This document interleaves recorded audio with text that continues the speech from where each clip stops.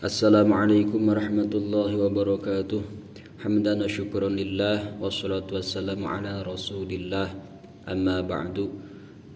Siswa-siswi kelas 10 SMA Negeri Tanjung Sari yang Bapak banggakan, insyaallah dalam kesempatan kali ini Bapak akan mengulas materi tentang aku selalu dekat dengan Allah, yaitu memahami makna Asmaul Husna, yang mana Allah Subhanahu wa taala memiliki Asmaul Husna atau nama-nama yang baik, yang mana keterangan tersebut itu ada dalam Quran surat Al-A'raf ayat 180 yang sudah kalian bacakan. Yang belum silahkan kalian setorkan bacaannya. Yaitu a'udzubillahi minasyaitonirrajim. Bismillahirrahmanirrahim. Walillahil asmaul husna fad'uuhu biha وَذَرُوا الَّذِينَ يُلْحِدُونَ فِي أَسْمَائِهِ سَيُجْزَوْنَ مَا كَانُوا يَعْمَلُونَ. Yang artinya kalian sudah tahu, yaitu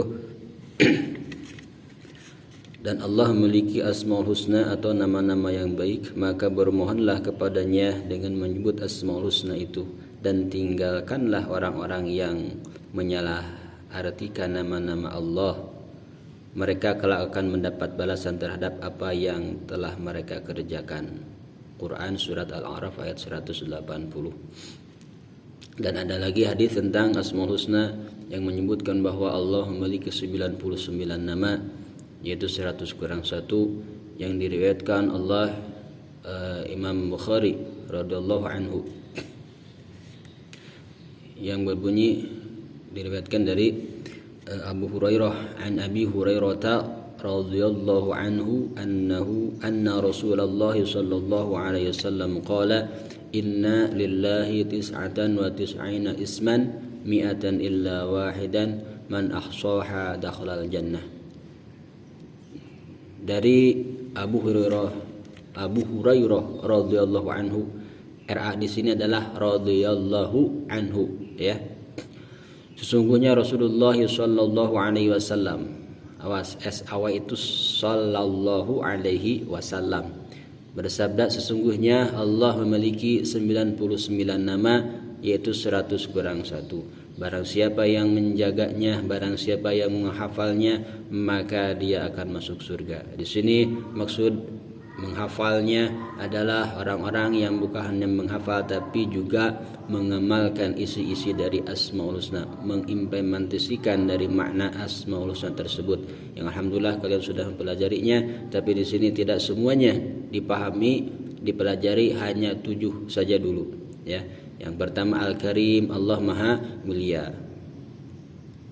Maka kita juga harus menjadi orang yang mulia di hadapan Allah Subhanahu wa taala.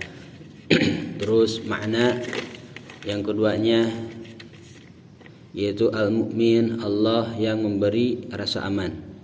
Maka kita mohon kepada Allah Subhanahu wa taala meminta keamanan untuk kita semua dari malabahaya dan sebagainya. Dan juga kita harus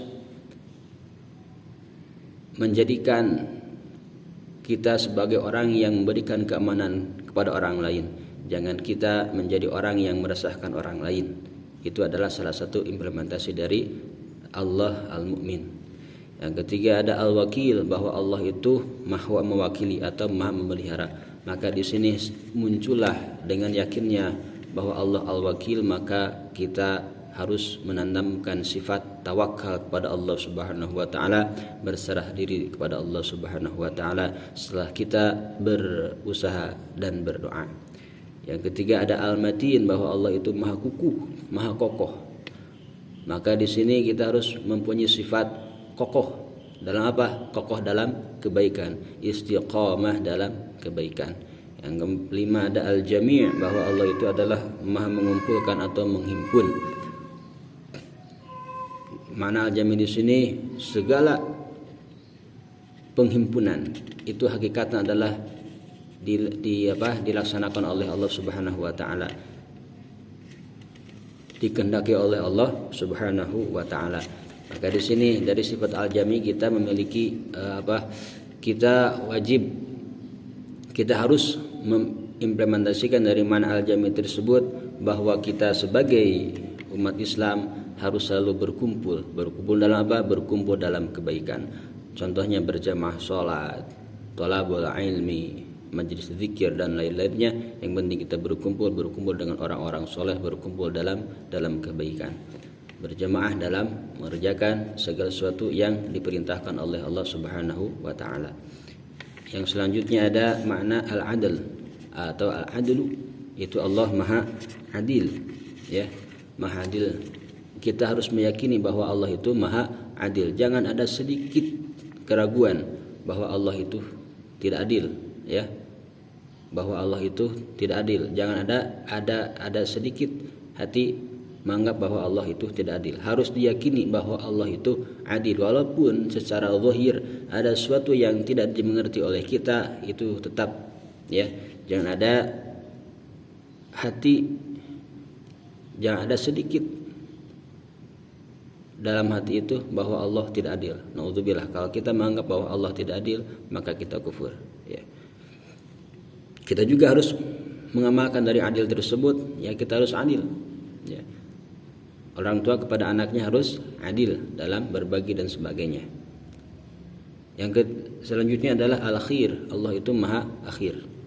Allah Maha Akhir, akhirnya Allah tidak ada akhirnya. Beda dengan akhirnya manusia, itu ada akhirnya. Tapi Allah Maha Akhir itu adalah akhirnya Allah tidak ada akhirnya. Yaitu maknanya bahwa Allah itu kekal, langgeng, tidak ada akhirnya. Implementasinya adalah dari mana al-akhir tersebut, bahwa kita harus meyakini bahwa Allah al-akhir sedangkan kita tidak, ada akhirnya.